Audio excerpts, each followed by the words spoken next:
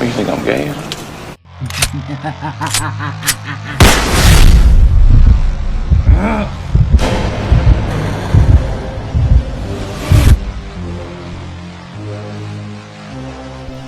The Penguin series is almost upon us, and the review embargo has lifted, and some critics are calling it this: a near perfect mobster story.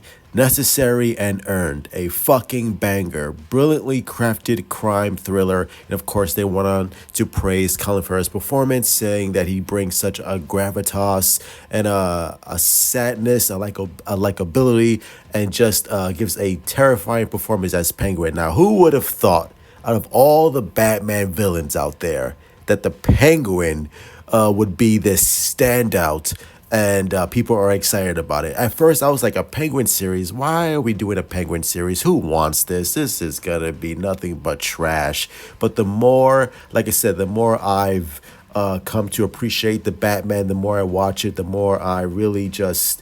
I really just admire what Matt Reeves did with that film more and more. And teasers of the Penguin series has just got me more and more amped up. And of course, I love Colin Farrell. I thought he was great for that role. But now that we get to really dive deep into the psychosis and follow this character that's going to lead into the Batman Part 2, this is nothing but a huge W for Matt Reeves, a huge W for James Gunn and DC Studios overall. And yeah, I'm looking forward to it. I think it's going to be, like the quote says, an absolute banger.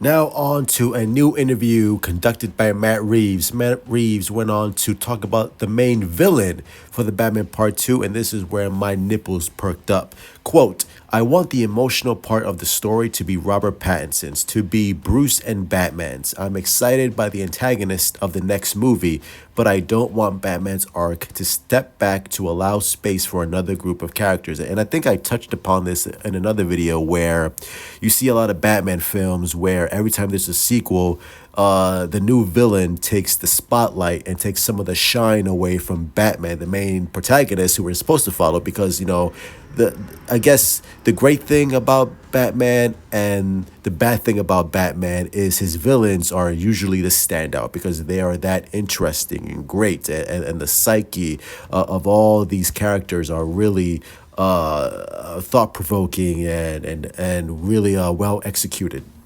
depending on the director and the writer. So I love the fact that Matt Reeves is like, well, hold on. Obviously, we're going to introduce the next villain.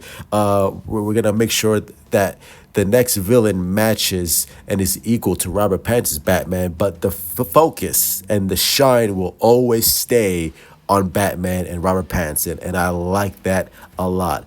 He went on to also talk about more of the progress and where the Penguin will lead into the Batman Part 2. Let's see right here. Here we go. Matt Reeves confirmed the Batman Part 2 is shooting sometime in the first half of next year. Quote, "We are finishing up.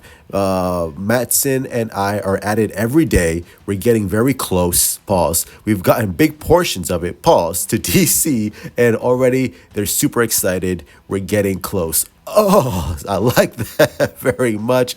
Again, for all the naysayers and all these weirdo Snyder cultists saying James Gunn is going to cancel the Batman, James Gunn, he's jealous of Matt Reeves. It's like, what are you talking about, bro? No.